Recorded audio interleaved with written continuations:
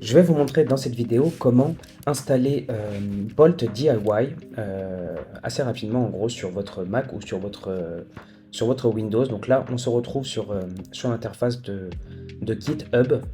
En gros, je vous mettrai dans la description où vous allez avoir en gros les instructions pour pouvoir installer Bolt DIY. Sauf que je les trouve assez confuses, on va dire. Donc je vais vous donner en fait une autre liste que j'ai ici qui est super facile à copier, à coller, et je vous dis exactement ce qu'il faut télécharger pour que ça fonctionne. Vous en avez une pour Windows et une pour macOS. Ok.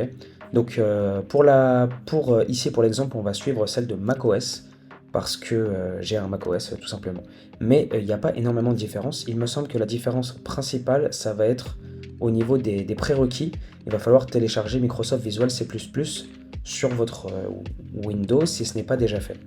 Après, il y aura peut-être quelques commandes qui vont légèrement différer, mais c'est pas très grave, c'est pas un très gros problème, vous avez juste à suivre la liste. Du coup, en premier, nous allons devoir installer Git, comme le dit ici la liste. Donc on va cliquer dessus, et ici il va y avoir écrit Download for Mac. Donc j'imagine que ça sera la même chose pour Windows, Download for Windows. Donc là, il repère automatiquement que j'ai un macOS. Et ici, il nous dit que avant de procéder à l'installation de Git, il va falloir installer Homebrew. Je suis pas sûr que ça soit obligatoire pour Windows, en tout cas ça l'est pour macOS. Donc on va procéder à l'installation, on va cliquer dessus, ici on est sur Homebrew, et on va avoir la ligne de code qu'on va copier, on va ouvrir notre terminal, c'est ici qu'on va...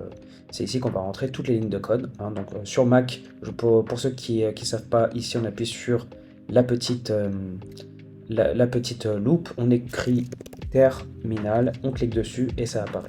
Voilà. Donc on fait coller. Voilà. Ici, ils vont nous demander notre mot de passe, donc on va le rentrer. Voilà. Le mot de passe est bon. Voilà, donc ici, vous calculez pas trop ce qu'ils disent. Press Return Enter, donc on va appuyer sur Entrée et l'installation va commencer. On peut voir que Brew est terminé de télécharger, donc on va pouvoir passer à la suite. Donc on revient sur Git, on prend la ligne de code, on prend la commande qui est ici, on fait copier et on va la mettre ici. Voilà.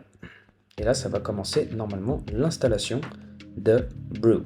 Warning is already installed. Donc là, en gros, pour moi, c'est déjà installé, mais vous, ça va vous faire procéder à l'installation. En gros, je ne sais pas exactement combien de temps ça va durer. Je crois que ça avait duré 5 bonnes minutes la dernière fois que je l'avais fait. Mais voilà. Donc ensuite, maintenant qu'on a installé Git, vous allez voir, vous avez vu, c'est très facile. On va devoir installer node.js. Voilà. Donc je regarde sur Windows, donc c'est la même chose, il va falloir installer node.js. Donc là, ça ne change pas, que ce soit pour Mac ou pour Windows. Donc on clique dessus, hop là, on se retrouve ici, vous faites télécharger node.js. Vous procédez à l'installation, donc moi je l'ai déjà fait, je ne sais pas si ça va fonctionner là, oui, accepter. Voilà, très bien, je l'ai réinstallé du coup. Voilà, donc on a Node.js d'installer. C'est super, on va pouvoir passer à la suite. Ensuite, on va vérifier que l'installation s'est bien passée. Donc on va faire copier et on va coller ça dans le terminal. Voilà, c'est bon. Donc là, vérifiez que vous avez bien les bonnes versions, comme ce que j'ai à l'écran, donc 22.13.1, 10.9.2, voilà. Et maintenant, on va passer à l'installation. Attendez, je regarde vite fait. Oui, c'est la même chose.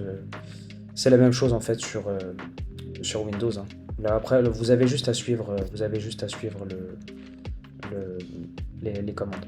Voilà. Donc ensuite, on va faire sudo npm install gpnp pnpm. Voilà. On va mettre le mot de passe. À chaque fois que vous voyez sudo, c'est pour avoir l'autorisation de le faire. Donc voilà, on a fait ça, c'est bon. Ensuite, on va passer à la suite. Verify pnpm installation. On va vérifier si c'est bien installé. pnpm. Ouais, super. Donc là, on peut voir ici que ça a bien été installé. On voit la version ici. Ensuite, on va procéder à l'installation de Bolt DIY directement. Allez hop, on prend ça, on colle à l'intérieur. Ça, c'est fait. Ensuite, clone the repository. Voilà, super. Ensuite, ça c'est une option qui est optionnelle, donc moi je l'ai jamais fait, je sais pas exactement ce que c'est. On s'en fiche. Nous, on va continuer. Bolt, voilà, super. On va prendre la prochaine. Voilà. Ça c'est pareil, c'est optionnel. Voilà, exactement. Already up to date, donc ça fonctionne. On va prendre celui-là. Voilà, et là vous avez Bolt DIY qui est en train de se lancer en fait. Voilà, une fois que ça c'est fait, une fois que vous êtes arrivé à cette étape-là, vous allez avoir en gros une adresse localhost qui va être générée. Vous allez la copier et vous allez la coller dans votre browser. On fait coller. Et mesdames et messieurs, vous avez accès à Bolt DIY. Voilà. Voilà, exactement. Donc, des fois, vous avez les modèles d'IA qui ne s'affichent pas en haut là. Si ça ne s'affiche pas, vous faites entrer, comme ça va les faire afficher. Vous rafraîchissez la page. Je vous ai fait une vidéo sur comment obtenir des clés API gratuites avec Google, avec LM Studio ou encore avec Olama. Donc n'hésitez pas à regarder la vidéo, je vous la mets en description. Sur Windows, on va regarder vite fait. Oui, ça change effectivement, mais vous savez exactement comment faire. Hein. Je vous l'ai montré, vous avez juste à copier, coller, mettre dans le terminal, vérifier que tout est bien installé et normalement tout est bon. Donc voilà les amis, vous avez maintenant accès à Bolt DIY. N'hésitez pas à vous abonner. Je vous fais des gros bisous, je vous aime et on se revoit pour une prochaine vidéo.